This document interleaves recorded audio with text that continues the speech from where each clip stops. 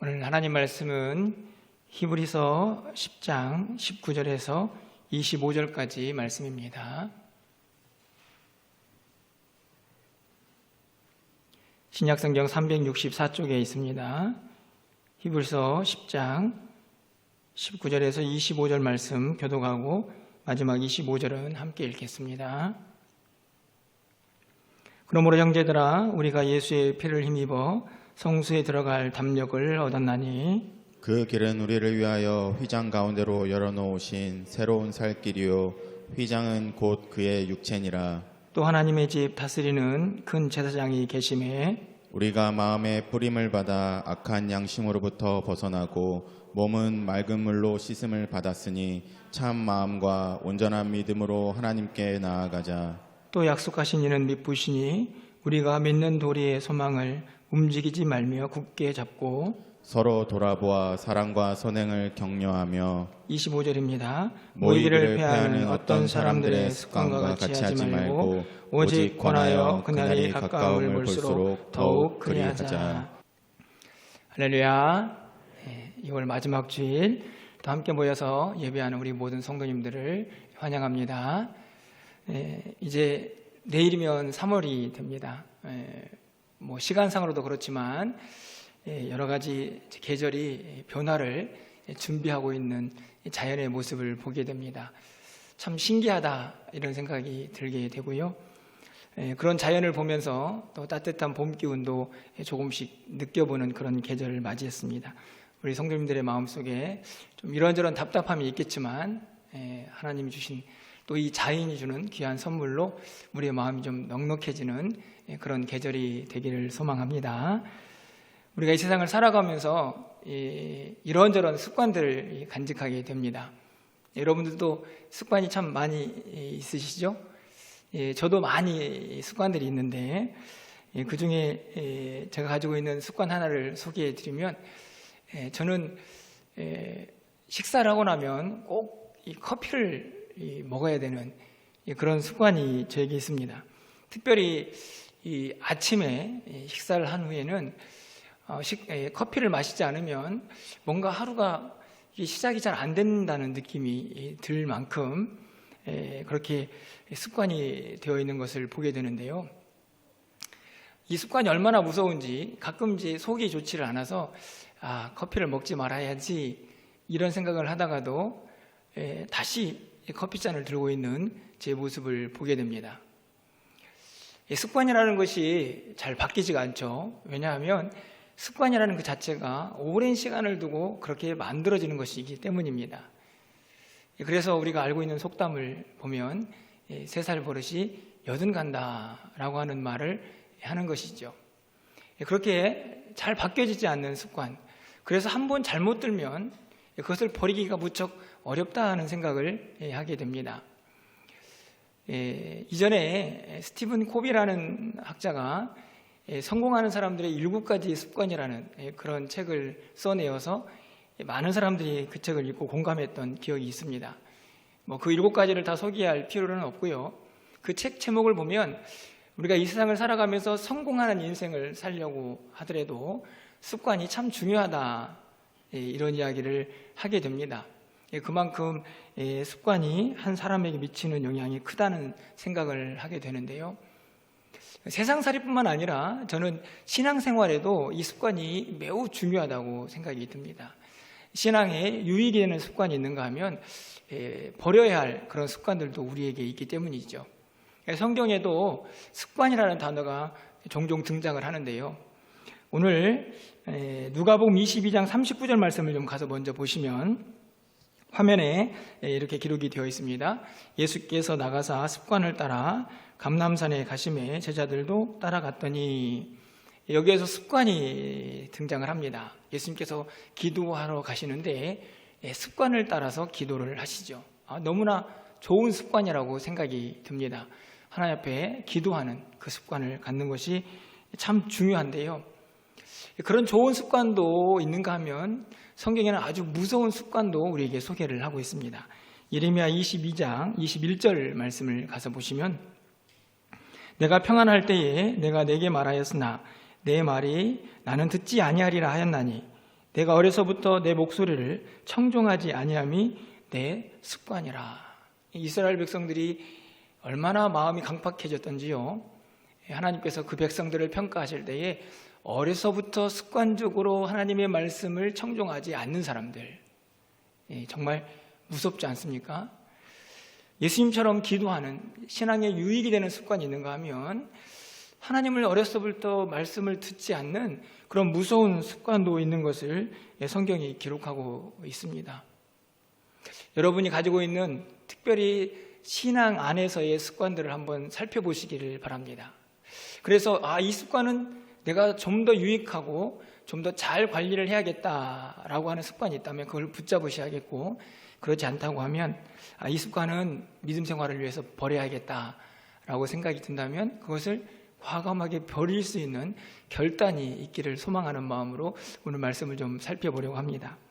오늘 본문에도 습관이 하나 등장을 하죠.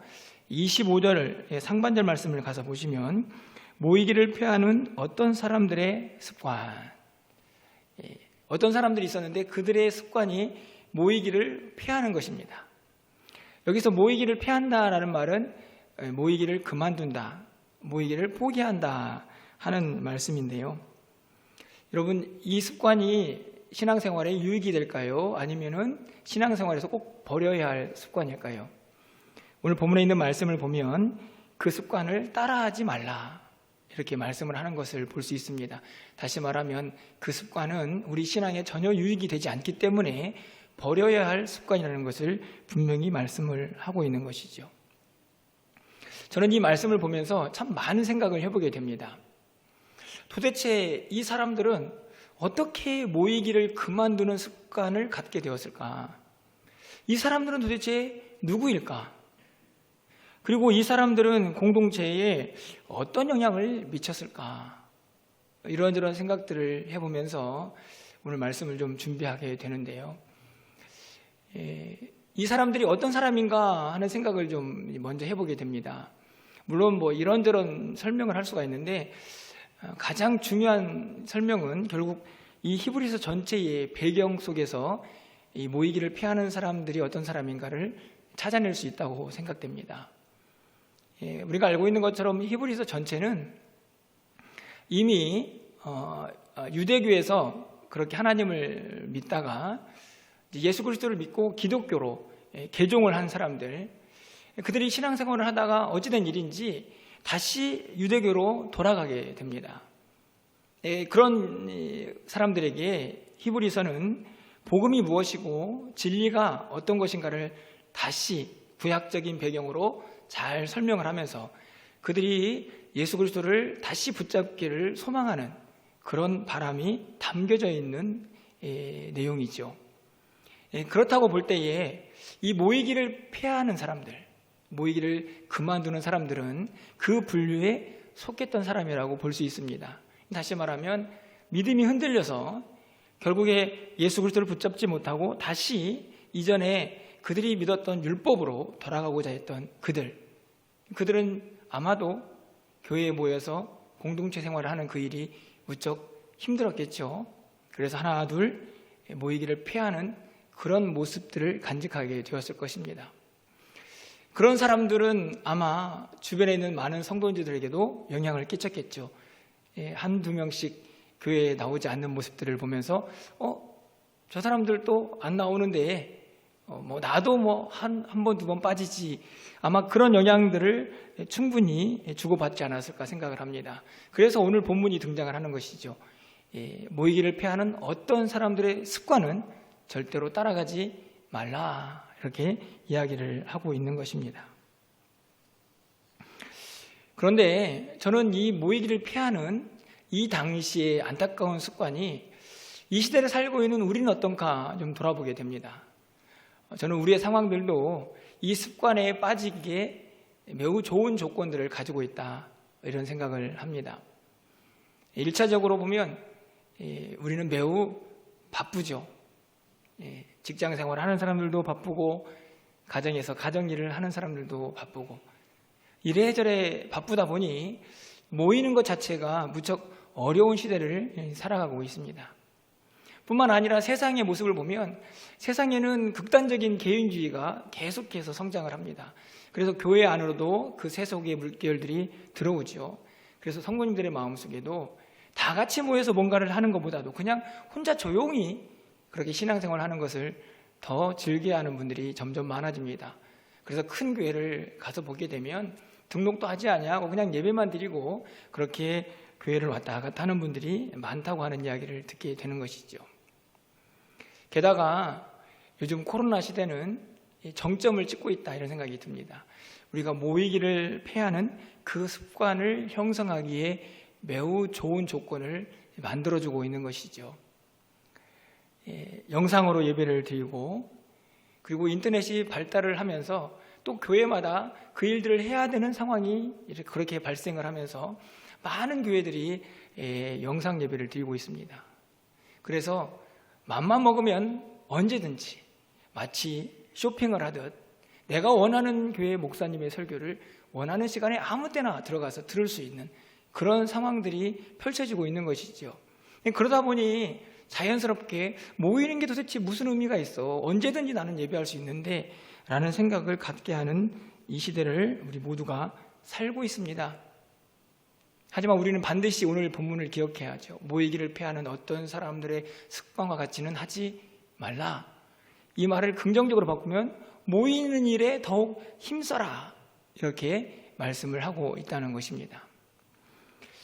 그렇다면요, 이 모임에 대한 성격을 좀 먼저 생각을 해보려고 합니다. 도대체 우리가 모여서 뭘 하나, 모인다는 건 무엇을 의미하는가? 오늘 22절 하반절 말씀인데요. 가서 보시면 참 마음과 온전한 믿음으로 하나님께 나아가자. 모임은 하나님께 나아가는 것을 의미합니다. 이 말을 조금 더 쉽게 표현하면 믿음으로 하나님 앞에 예배하는 것이죠. 그런데 이 나아간다는 행위가 모든 사람들에게 주어지는 것만은 아니라는 것을 우리가 19절 말씀을 통해서 살펴볼 수가 있습니다. 여러분 19절 말씀을 보실까요? 우리 19절 말씀은 함께 좀 읽어보도록 하겠습니다. 우리 19절입니다. 그러므로 형제들아 우리가 예수의 피를 힘입어 성소에 들어갈 담력을 얻었나니. 하나님께 나아가는데요, 오늘 본문에 보면 그 나아감이 어떻게 가능해졌는가 하는 것을 설명하죠. 예수 그리스도의 피를 힘입어 성소에 들어갈 담력을 얻었다. 여기서 성소는 지성소를 의미합니다. 구약시대의 배경으로 설명을 한다고 하면 대제사장들만 들어가는 특별한 장소죠. 그곳에 이제는 예수 그리스도를 힘입어서 우리 모두가 나아갈 수 있는 그런 은혜를 얻게 되었다 하는 말씀입니다. 다시 말하면 예수 그리스도의 보혈의 피로 말미암아 우리가 하나님 앞에 나아가는 은혜를 얻게 된 것이죠. 그 피는 구체적으로 어떤 의미가 있을까요? 20절 말씀도 보겠습니다. 그 길은 우리를 위하여 휘장 가운데로 열어놓으신 새로운 살 길이요 휘장은 곧 그의 육체니라. 휘장이 휘장이 가로막혀서 하나님 앞에 나아가는 일이 장애가 되었던 그 모습을 그대로 설명합니다. 예수 그리스도가 십자가에 죽으심으로 그 휘장이 찢어졌는데요, 오늘 성경은 그 휘장이 곧 그의 육체다 이렇게 말씀합니다. 예수님이 십자가에서 자기의 육체를 찢음으로 그 휘장이 찢어져서 주님 앞에 나아갈 수 있는 그 길이 열려졌고 그 길이 우리에게 살 길이다 이렇게 말씀을 하고 있는 것이죠. 여러분이 그 피 때문에, 그 보혈의 공로 때문에 이 자리에 나와 있는 줄 믿으시기를 바랍니다. 여러분 어떻게 교회에 오셨나요? 차를 타고 또는 걸어서 어떻게 오셨든지 간에 여러분은 교회에 오실 때마다 항상 예수 그리스도의 보혈의 피를 머릿속에 연상을 하셔야 합니다. 다시 말하면 하나님 앞에 나오는 그 일이 놀라운 은혜이고 특권이라는 것을 우리가 잊어서는 안 된다는 것이죠. 모든 사람들이 예수를 믿고 교회에 나올 수 있는 것이 아닙니다. 예수를 아무리 전해도 믿지 않는 사람들이 있습니다. 그들은 하나님 앞에 나올 수 없습니다. 하지만 우리는 지금 예수를 믿고 있고 그 보혈의 공로를 의지하고 그렇게 주님 앞에 나와서 예배를 드리고 있습니다. 그러니 은혜죠. 그러니 놀라운 특권입니다. 여러분, 이 자리에 나오실 때마다 그 은혜에 감격스러워 하셔야 됩니다. 그 은혜를 기뻐하셔야 됩니다. 그 은혜를 감사하셔야 합니다. 그런데 오늘 히브리서에 나타나는 성도들은 안타깝게도 일부이지만 모이기를 패하는 그런 사람들이 있었습니다. 무슨 이야기인가요? 특권을 포기하는 것이죠. 특권을 버리는 것입니다. 누려야 할 특권, 감사하면서 기쁨으로 누려야 할 그 특권을 포기하는 자들이 있었습니다. 여러분, 주님의 마음이 얼마나 안타까웠을까요? 오늘 이 말씀을 통해서 가장 먼저 우리의 중심을 좀 보았으면 좋겠습니다. 우리 안에 이 보혈의 은혜를 감사하고 감격하는 마음이 있는지, 내가 지금 주님 앞에 나와서 예배하는 이 놀라운 것이, 이 놀라운 행위가 은혜이고 특권이라는 사실을 깨닫고 있는지, 먼저 그 믿음을 좀 회복할 수 있는 그런 은혜가 우리에게 있기를 소망해 봅니다. 그렇다면 이 말씀 앞에서 이런 질문을 하는 분도 있지 않을까 생각이 듭니다. 왜 꼭 교회여야 합니까? 그렇게 하나님 앞에 나아가는 일, 하나님을 예배하는 일이라면 언제든지 어느 곳에든지 그렇게 할 수 있지 않겠습니까? 라고 또 스스로에게 질문하는 분도 있지 않을까 생각을 합니다. 우리에게는 이미 이런저런 교리적인 지식이 있습니다.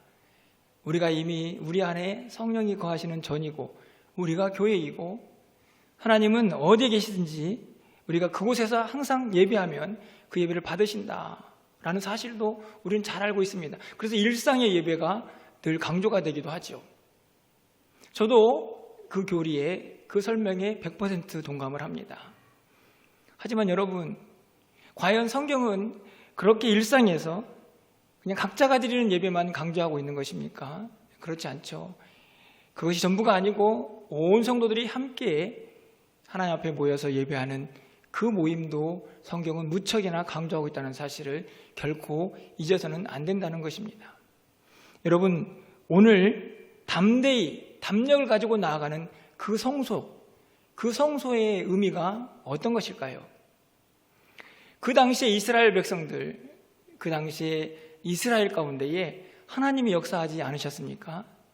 아니죠. 그 당시에도, 구약 시대에도 여전히 하나님은 온 이스라엘 백성들을 다스리고 통치하셨습니다. 그런데 왜 성소라는, 지성소라는 구별된 장소를 하나님께서 만들라고 하셨을까요? 그곳에서 하나님은 특별히 구별된 그곳에서 특별히 구별된 사람들과 함께 만나시며 온전한 예배를 받기를 원하셨기 때문입니다. 저는 교회가 그렇게 하나님을 예배하기에 최적의 아주 좋은 장소다라는 확신을 가지고 있습니다.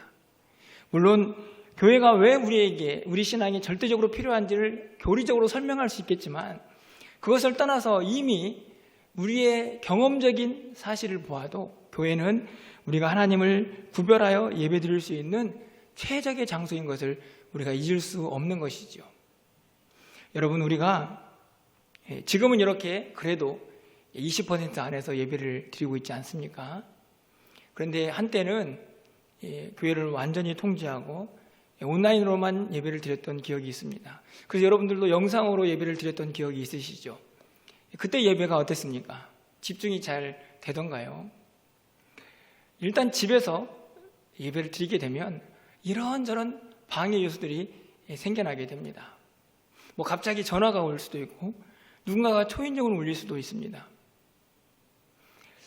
갑자기 가스불을 켜놓고 있다는 사실을 깨닫게 되어서 예배를 한참 드리다가 일어나가지고 가스불을 끌 수도 있죠.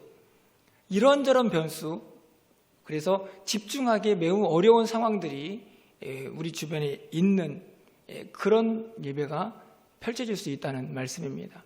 하지만 여러분, 교회 오면 어떠신가요? 구별된 시간, 구별된 장소, 구별된 마음으로, 구별된 복장으로 그렇게 하나님을 예배하는 그곳이 바로 교회지요. 그렇기 때문에 구별된 곳이 반드시 필요하다. 그래서 함께 모이는 그 성소, 그 교회가 우리에게 필요하다는 것을 우리는 그냥 경험적으로도 이미 쉽게 알 수가 있다는 말씀입니다. 그렇다고 하면 이제 우리는 왜 모여야 하는가 하는 문제를 생각해 보아야 합니다. 이 모임과 모이기의 의미와 중요성이라고 말씀을 드릴 수 있습니다. 그 중에 가장 첫 번째 이유는 우리가 예수 그리스도를 머리로 한 한 몸, 한 지체이기 때문입니다. 지체는 떨어져 있는 것이 아니고 붙어 있습니다. 붙어 있어야만 생명력을 누릴 수가 있고, 그리고 붙어 있어야만 그 친밀감 속에서 살아있다 하는 것을 경험할 수 있죠. 그래서 교회 공동체는 모여야 합니다. 붙어 있어야 하기 때문입니다. 여러분, 초대교회의 모습을 한번 볼까요? 사도행전 2장 46절에 이렇게 기록이 되어 있습니다. 날마다 마음을 같이하여 성전에 모이기를 힘쓰고 집에서 떡을 떼며 기쁨과 순전한 마음으로 음식을 먹고. 날마다 마음을 같이하여 성전에 모이기를 힘썼습니다. 왜 그렇게 날마다 성전에 모이기를 힘썼을까요? 그냥 교회에 모이지 않고 그냥 각 가정에서 모일 수도 있었을 텐데요. 그 모임이 기쁨이 있었기 때문입니다. 지체된 그들이 하나가 되어서 함께 하나님을 찬양하고 예배하는 그 모임에 기쁨이 넘쳐났기 때문이죠. 그 감격을 잊을 수가 없어서 그들은 모이고 또 모이고 그 일에 힘을 썼다는 말씀입니다. 구약시대에도 이스라엘 백성들은 이런저런 절기를 지킵니다. 그 절기를 지킬 때마다 한 가지 목표가 있었는데요. 그것은 무엇입니까? 온 성도들이 함께 모이는 것입니다. 그 즐거움을 가장 잘 표현하고 있던 절기는 저는 히스기야 왕 때 진행되었던 유월절이라고 생각을 합니다. 남과 북이 갈라져서 함께 절기를 지키지 못하다가 히스기야 왕 때 하나님께서 감동을 주셔서 히스기야가 그 온 백성들을 함께 모아 절기를 지키겠다고 다짐을 하죠. 그래서 이런저런 사람들을 보내고 일을 추진하게 됩니다. 그래서 다 같이 모여서 절기를 지키게 되는데요. 역대하 30장 25절에 그 모습을 이렇게 기록하고 있습니다.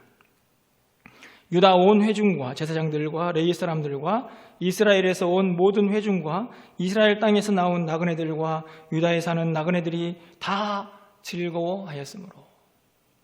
이 구절을 보면 유다, 그리고 북이스라엘, 그리고 나그네들까지 다 같이 모였습니다. 다 같이 모여서 그 즐거움을 나누게 되는데요. 그 기쁨이 얼마나 컸던지 성경은 바로 이어지는 26절에서 이렇게 기록을 합니다. 예루살렘에 큰 기쁨이 있었으니 이스라엘 왕 다윗의 아들 솔로몬 때로부터 이러한 기쁨이 예루살렘에 없었더라. 이 기쁨이 특별한 이유가 무엇인지 아십니까? 왜 이 기쁨이 솔로몬 때로부터 이러한 기쁨이 예루살렘에 없었다고 이야기를 하는 줄 아십니까? 그것은 바로 북이스라엘과 함께 절기를 지켰기 때문입니다. 남유다만 그렇게 구별되어서 절기를 지키다가 이제는 온 이스라엘 백성들이 함께 그 마음을 모아 그 일에 동참하는 자들은 모여서 하나님을 향하여 절기를 지켰습니다. 그래서 그 기쁨이 이전에 어떤 기쁨보다 더 컸다 하는 것을 말씀하고 있는 것이죠. 바로 하나님을 믿는 백성들이 다 같이 모였을 때의 감격을 분명히 설명하고 있는 것입니다. 여러분, 천국에 가면 어떨까요? 하나님 나라에 가서 여러분은 어떻게 하나님을 예배하고 찬양하실 것 같습니까? 혹시 여러분이 살고 있는 집에서 영상으로 하나님을 찬양하지는 않겠죠? 계시록 7장 9절부터 10절까지 말씀에 이렇게 기록이 되어 있습니다. 이 일 후에 내가 보니 각 나라와 족속과 백성과 방언에서 아무도 능히 셀 수 없는 큰 무리가 나와 흰옷을 입고 손에 종려가지를 들고 보좌 앞과 어린 양 앞에 서서 큰 소리로 외쳐 이르되 구원하심이 보좌에 앉으신 우리 하나님과 어린 양에게 있도다 하니. 여러분, 이 구절에서 가장 인상적인 것은 바로 셀 수 없는 큰 무리가 나와. 다시 말하면 하나님을 찬양해야 할 모든 백성들이 다 같이 모여서 하나님과 어린 양께 영광을 돌리고 있는 모습입니다. 다 같이 모여서 하나님을 믿는 백성들이 한 마음으로 하나님께 영광을 돌리는 그 모습이 얼마나 귀하고 아름다운지, 그리고 그것이 성도들에게 얼마나 큰 기쁨인지를 분명히 말씀을 하고 있는 것이죠. 그래서 모여야 하는 것입니다. 제가 이 말씀을 준비하면서 찬송가를 정했는데요. 우리가 설교 끝나고 찬송가 620장을 제가 선택을 했습니다. 우리가 알고 있는 여기에 모인 우리라는 찬양이죠.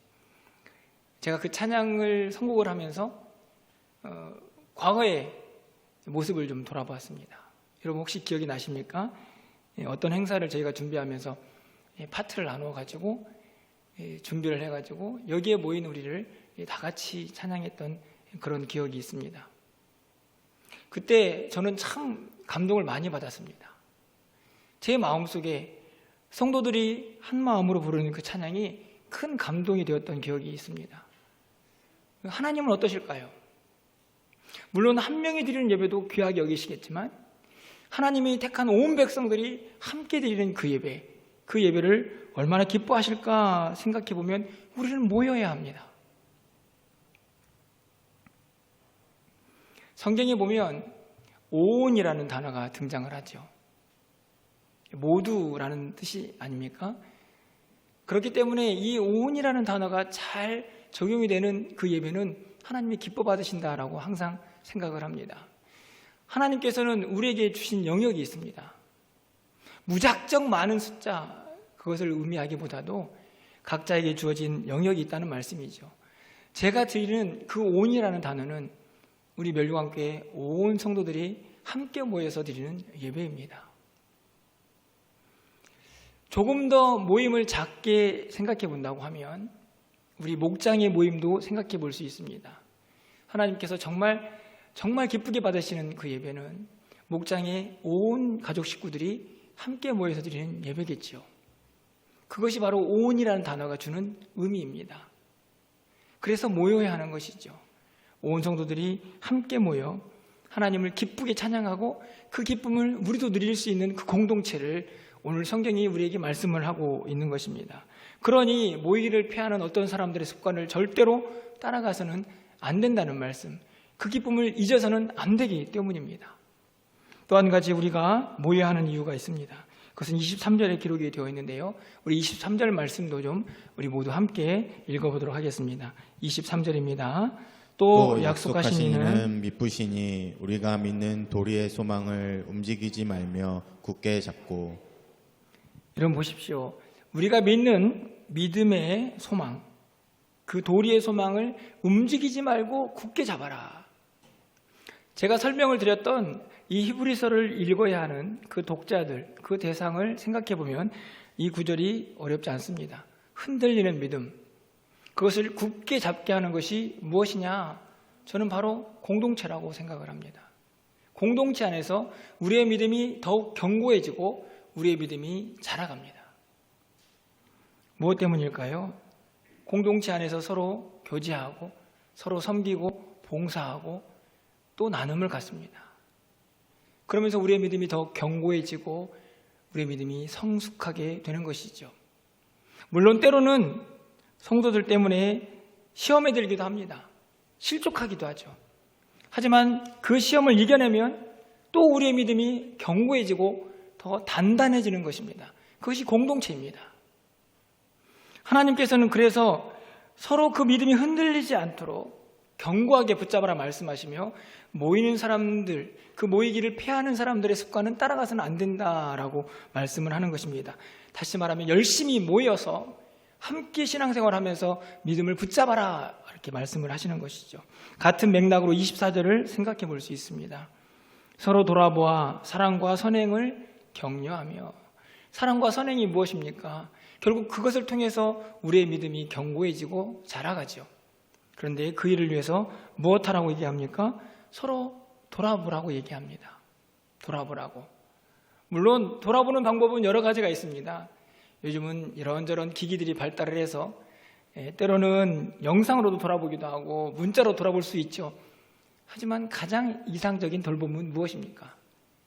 얼굴을 맞대고 눈빛을 서로 교환하고 그 표정을 읽으면서 함께 만나 살피는 돌봄입니다. 그래서 모이라는 것이죠. 그래서 모이기를 피하는 그 사람들의 습관은 따라가지 말라고 이야기하는 것입니다. 여러분, 마지막으로 25절을 함께 좀 읽어보겠습니다. 25절 말씀 같이 읽습니다. 모이기를 피하는 어떤 사람들의 습관과 같이 하지 말고 오직 권하여 그날이 가까움을 볼수록 더욱 그리하자. 여기에 보면 중간쯤에 오직 권하여 뭔가 권면을 하라는 얘기인데요. 그렇게 권하려고 해도 결국에는 가까이 있어야 합니다. 누군가를 볼 수 있는 그 위치에서 서로 살피며 권하는 것이죠. 무엇을 권합니까? 모이기를 피하는 습관 따라가지 말고 우리 열심히 모여보자. 우리 함께 모여서 함께 모이는, 함께 예배하는 그 공동체의 기쁨을 같이 누리자라고 권면하라는 것입니다. 주님이 오시는 그날까지. 주님이 오시는 그날이 가까워질수록 세상은 더 모이기를 피하라고 할 것입니다. 그런 습관을 더 우리에게 갖도록 할 것입니다. 하지만 이겨내야 합니다. 세상의 습관, 그런 모습들을 명료하고 거스르며 하나님이 원하시는 공동체의 모습을 만들어가야 한다는 사실이죠. 이제 말씀을 맺으려고 합니다. 설교를 준비하고 또 말씀을 정리하면서 제 마음속에 이런 불편함과 아픔이 있었습니다. 아마 성도님들도 이 말씀을 들으면서 코로나 때문에 겨우 이제 20% 예배를 드리면서 아니 모이자고 하면 어떻게 하십니까? 거리두기 하고 그리고 그 거리를 띄어서 스티커도 붙여놓고 그리고 50명, 60명까지만 나오십시오. 그렇게 이야기를 하시면서 다 같이 모이자고 하면 도대체 앞뒤가 맞지 않는 것 아닙니까? 혹시 그렇게 생각하시는 분 있지는 않습니까? 제 마음속에도 그런 불편함이 있었습니다. 아니 이런 상황 속에서 도대체 모이자고 하는 이 설교가 성도들에게 어떻게 들려질지. 그런데 여러분, 제가 오늘 이 설교를 하는 이유는 다른 데 있지 않습니다. 적어도 우리의 모임이 어떤 의미를 가지고 있는지, 이 모임이 얼마나 은혜이고 놀라운 특권이고 감사해야 하는 모임인지, 그 소중함은 잊지 말아야 한다는 것입니다. 또 한 가지는 여러 가지 상황 속에서 영상으로 예배를 드리기도 하지만 이 모이는 것이 어려워지는 이 시대가 그 모습이 우리의 습관이 되어서는 안 되기 때문입니다. 여러분, 코로나가 발생한 지 1년이 지났습니다. 그 시간은 우리에게 무엇인가 습관을 만들기에 저는 충분한 시간이라고 생각이 듭니다. 그 습관 안에는 모이지 않아도 그냥 집에서 예배를 드려도 나는 별 문제가 없어 라고 생각하는 그 마음이 이미 우리에게 습관이 되었을지도 모릅니다. 예를 들어볼까요? 저희가 코로나가 터지기 전에 보통 수요일, 금요일 예배는 5, 60명 정도, 많게는 70명 정도 예배를 드렸던 기억이 있습니다. 사실 그 숫자는 지금 우리가 허용하고 있는 숫자의 범위죠. 그런데 지금 우리가 그것을 허용하고 있음에도 불구하고 드리는 숫자를 보면 20명 정도밖에 되질 않습니다. 이런저런 이유가 있죠. 그래서 그 이유를 다 설명을 드릴 수 없고 다 이해할 수도 없지만 제가 여러분에게 드리고 싶은 마음은 동일합니다. 우리가 모이지 않는 그 일이, 영상으로 드려지는 그 예배가 마치 그것이 진짜 예배인 것처럼, 그것이 성경이 말하고 있는 정말 공동체의 참된 의미인 것처럼 그렇게 생각하는 그 습관이 들어서는 안 된다는 말씀입니다. 그래서 여러분에게 부탁을 드립니다. 우리가 주어진 범위에서 때로는 10%가 될 수도 있고 20%가 될 수도 있고 때로는 그냥 다 온라인으로 예배를 드릴 수 있는 상황이 되어질지라도 그냥 그 주어진 상황 속에서 최선을 다해서 모이기에 힘써야 합니다. 그리고 지금은 어렵지만 우리의 마음속에 항상 간직해야 합니다. 언젠가는 우리가 다 같이 모여서 하나님을 마음껏 찬양하고 예배하며 함께 공동체의 기쁨을 누리는 그날이 반드시 올 것이다. 그날을 준비하며 사모하며 기도해야 하는 것이죠. 저는 오늘 장로님 기도 속에서 다 은혜가 되었지만 마지막 한 문장 기억나십니까? 찬양대가 함께 모여서 찬양하는.